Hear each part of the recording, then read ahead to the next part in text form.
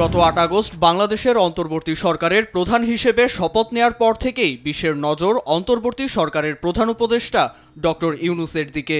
শেখ হাসিনার সরকার পতনের পর দুর্নীতিগ্রস্ত প্রশাসনকে ঢেলে সাজাতে কাজ করে যাচ্ছেন শান্তিতে এই নোবেলজয়ী, ফলে বিশ্বজুড়ে কুড়াচ্ছেন প্রশংসা। এ বাস্তবতায় ডক্টর ইউনূসকে জাতির নির্মাতা আখ্যা দিয়েছে ব্রিটিশ সাপ্তাহিক জার্নাল দ্য নেচার। সাময়িকীটি এবারের তালিকায় সেরা 10 জনের একজন নোবেল বিজয়ী অর্থনীতিবিদ ডক্টর ইউনূস। বিজ্ঞান, প্রযুক্তি, প্রকৌশলী ও মেডিসিন খাতে উল্লেখযোগ্য অবদান রাখার জন্য এই তালিকাটি প্রকাশ করে থাকে। আর এবছর প্রতিকূল আবহাওয়ার পূর্বাভাসের নতুন ধারণা ও অচল অবস্থা থেকে একটি জাতিকে নেতৃত্ব দেওয়ার মতন স্থানগুলো জায়গা পেয়েছে।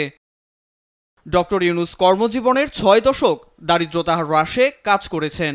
এখনও দক্ষতার সঙ্গে পরিস্থিতি বুঝে প্রতিক্রিয়া জানান এমন মন্তব্য গ্রামীণ ফাউন্ডেশনের সাবেক প্রধান নির্বাহী পরিচালক অ্যালেক্স কাউন্টসের, যিনি ইউনূসের সঙ্গে কাজ করেছেন দীর্ঘ 30 বছর।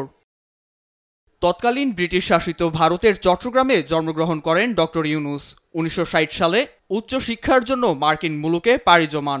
সেখানে বাস্তুতান্ত্রিক অর্থনীতির জনক নিকোলাসের কাছ থেকে নেন দীক্ষা, যার শিক্ষার মূল লক্ষ্যই ছিল অর্থনীতি ও পরিবেশের মাঝে ভারসাম্য রক্ষা করা। যুদ্ধের পর দেশে ফিরে কাজ করে যাচ্ছেন দেশের জন্য।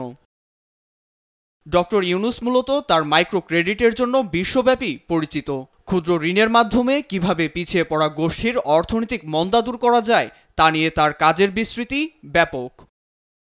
গত 1.5 দশকে বিদায়ী সরকার রাষ্ট্রীয় প্রতিষ্ঠানগুলোকে যেভাবে দলীয়করণ করেছিল তার সংস্কারের দায়িত্ব ইউনূস নেতৃত্বাধীন অন্তর্বর্তী সরকারের। সংস্কার সফল হলে একটি ভিন্ন বাংলাদেশ দেখতে চলেছে বিশ্ব, এমনটাই মত বিশ্লেষকদের। নীরব দাস, নিউজ ডেস্ক, দেশ টিভি।